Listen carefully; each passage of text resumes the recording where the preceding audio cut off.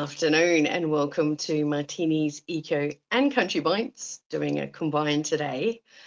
And today's segment is a little bit different. I decided that I'm going to have a segment dedicated in particularly to wrap-ups and call-outs because so many people out there have big things in the works right now, and first I support as many as I can as far as I'm concerned from country and regional areas. So today is a little different. So love your feedback and a call out to all the rural communities, isolated communities, regional issues, environmental issues. Please share this and let people know that I am here to listen to what they have to say about their concerns and their issues in these areas in WA as well as Australia wide. Sometimes we have so much crossover from state to state. Sometimes it's best to get a deeper perspective from interviews and engagement in areas that aren't necessarily just in WA, but we have the same issues going on, and it helps bring unification, which is what I'm all about. I'm talking about a few things today, but first thing I'm going to start off with is a big call out to everyone in WA that is concerned about the onshore wind turbines that are going to be put in massive areas of Western Australia. I'm going to be doing a bit of my own new segment, I guess you would call it today. But the first thing is a big call out to the wind turbine industry that's looking at being implemented in the Scott River area. There has been a call out from Synergy Red for a community engagement session. All I can say is that anyone who has major concerns about the impact on agriculture and our food safety and the hazards of onshore wind turbines to do with fires, pollution, and hazards to human health as well as animals, all I can say is you need to get there and do your part. This is your opportunity where you can go in and ask all those tough questions and put forward your concerns and what your personal opinion is also about the fact that these onshore wind turbines are planned for areas all over Western Australia. It's going to impact so many areas of our agriculture that it is disturbing. So this is a call out for this weekend. I'm going to read these out now to make sure that I don't get this incorrect. So the call out here is from Synergy Red. So this is for Saturday, the 7th of December. They're going to be having a consultation session with Molloy Island at 2 to 5 p.m. this Saturday, the 7th. But of course, Molloy Island is a private island. Unless you know someone on the island and get invited, you possibly can't attend. There's a nice little stitch up. Great that Molloy Island has been included in this, bit concerning that you have to have an invitation to get onto the island. Moving on to Saturday, the 8th of, my apologies, Sunday, the 8th of December. Please bear with me. I've just moved home and I'm a little tired, to say the least, after the events of the last week. Sunday, the 8th of December, they're having a consultation between 10 a.m. and 1 p.m. at the East Augusta Volunteer Fire Station. And that's 51 Davey Street, East Augusta. Just so you know, if you are able to go to Molloy Island, the consultation is going to be at the shed. Moving on to Monday, the 9th of December, which is next week, 3 to 6 p.m. They're doing a consultation at the Augusta Centennial Hall, which is 62 Allnut Terrace in Augusta. Tuesday, the 10th of December, they're doing a consultation 11 a.m. to 1 p.m. at the Margaret River Community Centre in the main meeting room. It's at 33 Turnbridge Street in Margaret River. They're also having a second consultation session in that day, Tuesday, the 10th of December, at Alexandra Bridge Hall, which is 1252 Brockman Highway in Courtenay. All I can say is for all of those farmers, all of those concerned residents, all those people of Western Australia that do not support this not green renewables industry. There are major proponents, including Synergy Red, the breakdown for this project at Scott River is 20% that's going to be Synergy Red invested in this, then DIF Capital, that's 40% investment in this, and they're a foreign-owned company from the Netherlands, Dutch company. Then, of course, we've got Cbus Superannuation, they're 40% invested. So if you can imagine that the investment that's going on for all of these projects is heavily funded by industries that are not from Australia, and Cbus is a superannuation company. So interesting that people's superannuation here is being invested in such a risky and dubious, not renewables as far as I'm concerned. So the proponents also in Western Australia that are going to have projects going on is Neon Wind in Williams and Narrogin. We have Acciona, which is a Spanish, and the words that were online here, a Spanish multinational conglomerate. Such a wonderful word salad there. They're going to be involved in Wagen and Arthur River and Darkin. So Acciona, ACCIONA, do your research on them. They're the biggest proponents for onshore wind that we have. They're also a one-stop shop for not only wind turbines and desalination units, but infrastructure projects and roads, which uses immense amounts of water. So also we have the petroleum industry that's getting their little foot in the door with BP, who's wanting to get in on the onshore wind turbine industry. Yeah. So it used to be that Western Power were all about keeping the lights on. But we can see from the rolling blackouts they've had in Sydney and New South Wales, what a debacle we will be creating if we have to rely so much on these not green renewables, these risky renewables, where we're seeing these rolling blackouts because they're decommissioning coal and gas plants and saying that this is reliable source, completely reliable on our natural environment, where we're having such change of conditions in the amount of sunlight that we're getting and wind. So we do have a number of days of the year, especially in summer, which is when we have lots of air conditioning on, I guess, that we're going to have wind droughts. Genius idea. So moving on, so we've got some news also coming down from Kalbarri and our amazing community up there. Sending love to you all for Keep Kalbarri Beautiful and that whole community of Kalbarri. Love you so much. They had community engagement sessions this week. So I have been contacted by a number of people that attended, and the feedback is of such. So we're talking about Murchison Green Hydrogen and Copenhagen Infrastructure Partners. There it is again. Those names, all these foreign corporations coming in to capitalize on our beautiful natural resources, our beautiful land and oceans, where we get to have all the cons and no pros. So they're meeting with the proponents this week. They initially said that they were only going to have one-on-one sessions, which meant that they had 3 consultants and spokespeople from the proponents meeting with one community member.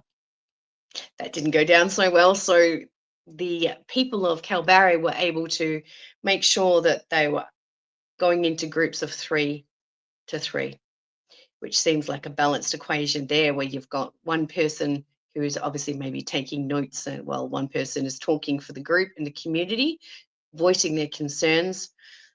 This is the information that we got. So Sophia Momond, call out to you. Well done. The survey was put forward to the proponents, who said that we're very grateful for that information.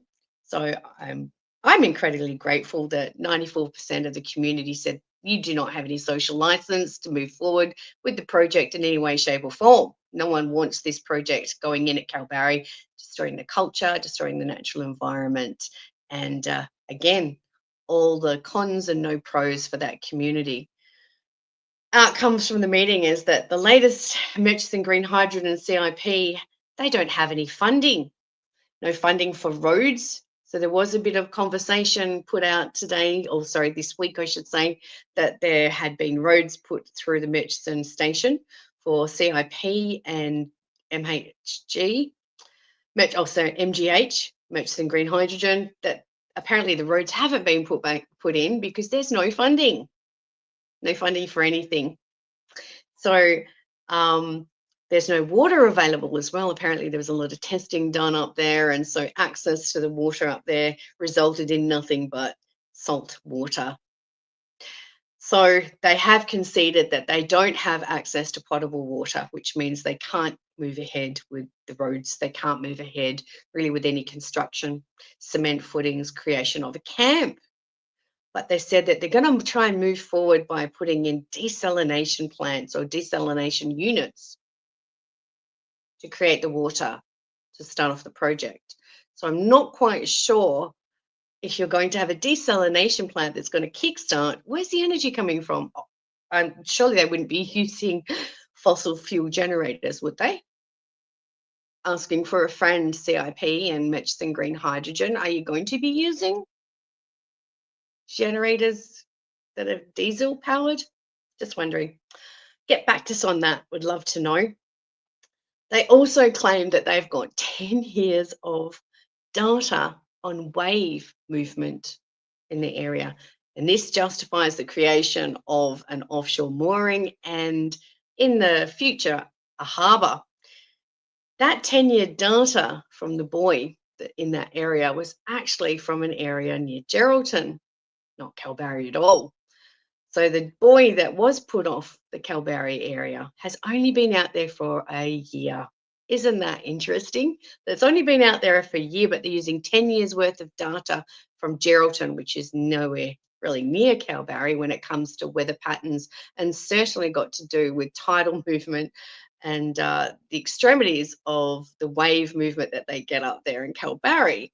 So they're using data from Geraldton to apply over the top of Kalbarri because they put a buoy in a year ago and said they've got great data, that it's all good. But there's a bit of a glitch in that little plan there, and that would be that 4 years ago there was a devastating cyclone that went through Kalbarri, just about decimated the town. The town's barely recovered. There's been no money put forward for that community, as far as I can see, for the state and federal government, but they want to fill the pockets of foreign corporations to put in not green renewables into these communities and change the culture and the area forever. Question mark. How is it that you can use data that didn't include that cyclone in Kalbarri, where the 200-kilometre-hour winds took out the data monitoring information?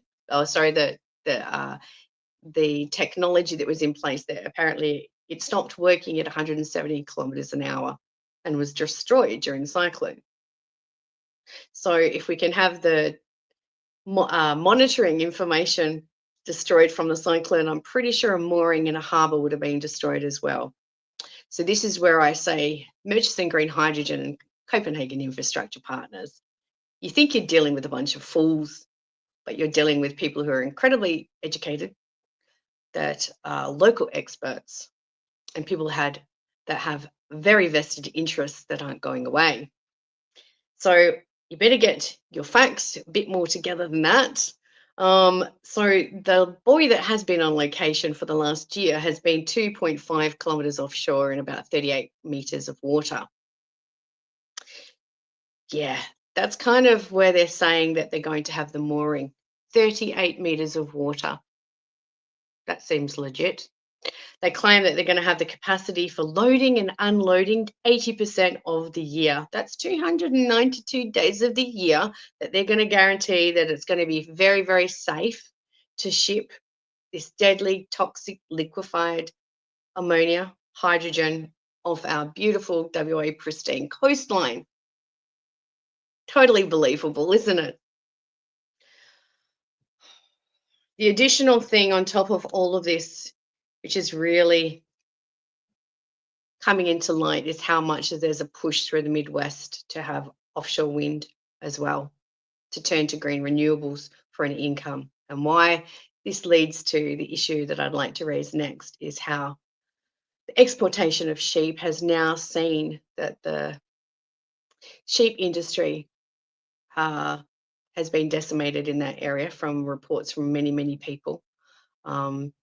It's led now to the lack of sheep grazing on crops and paddocks that's creating a massive fuel for areas that are at risk for potential fires. I've had some individuals mention to me that have been involved in firefighting that they're very concerned that because the lack of sheep that have been able to come in and graze over the land and keep the fire fuel down, that we now have issues here where they're at greater risk. So that would play right into the hands of renewables if there was decimating fires there. That what else would farmers and landowners do but to have to turn to other industries to replace them because this government has thrown farmers, primary producers, and agriculturalists under the bus. So, some awesome news today that's just come in from the East Coast to the Mile coastline, Port Stephens area. Big shout out to you. Mr. Dutton went and had a meeting there and said that he has promised to stop the offshore wind turbine zone of the Port Stephens Mile area. So congratulations. There's so many hard-working community groups there that have been relentless, so tirelessly working to stop this. So huge congrats to you all, because it takes a massive effort from community to push back so that they will be not only heard but taken seriously. It's coming up to voting time, so we will be holding you all accountable. Lots of promises. We want to see the follow through. We also want to see Australia taken out of the Goa Agreement. And also we need to get out of net zero, because net zero is unattainable. Scientists all over the world are saying this. They've been silenced for a long time, and now it seems to be that their voices are being heard. So, Mr. Dawson, that's great. You've promised to us over here in Western Australia that you're going to stop the offshore wind turbine in Geo Bay. Now you're saying the same to the lovely people we know well over in the Mile Port Stephens coastline, that you're going to stop this. So thank you, hats off to you, but we will have all eyes on you. We want out of all of this agreement that will hold this in place, because there's no point in making agreements with community unless you're going to follow through with the legislation and all of those international agreements that hold it in place. Without doing so is kind of a half promise. So the other thing that we are looking forward to here in WA is to hear back about the feasibility studies, the applications coming in for the proponents here in, they call it the Bunbury offshore, but we call it Geograph Bay because we are one united community. It's not just about Bunbury, it's about all of us, including those stakeholders that are very concerned about the impact on the marine environment, those that are working tirelessly year in, year out, studying the marine environment, those people that are out there fishing and also studying and doing their own science and investigation into how our marine animals are doing. And also, it's all about habitat. So if we have an impact on habitat or habitat destruction, we know that we have mass impact on biodiversity. So lack of biodiversity means it's a decline in health in that entire area. It's not rocket science. This is old school ecology. That's what they seem to be doing, but we're not going to be partaking in that anymore as far as we're concerned. The people of Western Australia and all around Australia are actually saying that they're kind of done with this not green renewables. So there's a lot more coming in, and as I said, it's a call out to all of those communities that are out there fighting hard for WA. This is a short and sweet segment. All I want to say is that there's lots happening. Please get out there, get your voices heard. It's all about coming together in communities to make WA strong again, because all we've had is nothing but division, and our industry is destroyed, whether it be small businesses or in large scale agricultures. Thank you very much for listening today. And what we'll be doing is another segment ongoing at the end of the month as a bit of a wrap up. Thank you. It's been a big, big week here in WA. And all I can say is that Thank you, thank you, thank you for those senators and those individuals that are putting WA on the map for their concerns about the green renewables, to Senator Rennick and Senator Malcolm Roberts, who I had the privilege of interviewing very briefly last week. Thank you for your ongoing support and listening to the people of Western Australia, because it seems that most of the subject matter that's put out there is pretty much all about the East Coast. But looking in, we can see with the Nullarbor Plain Green Hub as what's going on all over the agricultural areas of Western Australia, that WA is entirely being thrown under the bus. Thank you and have a great week. And that's it from me here at Martini's Eco Bites and Country Bites combined. This has been the call out, and I will chat to you all again soon. Thank you.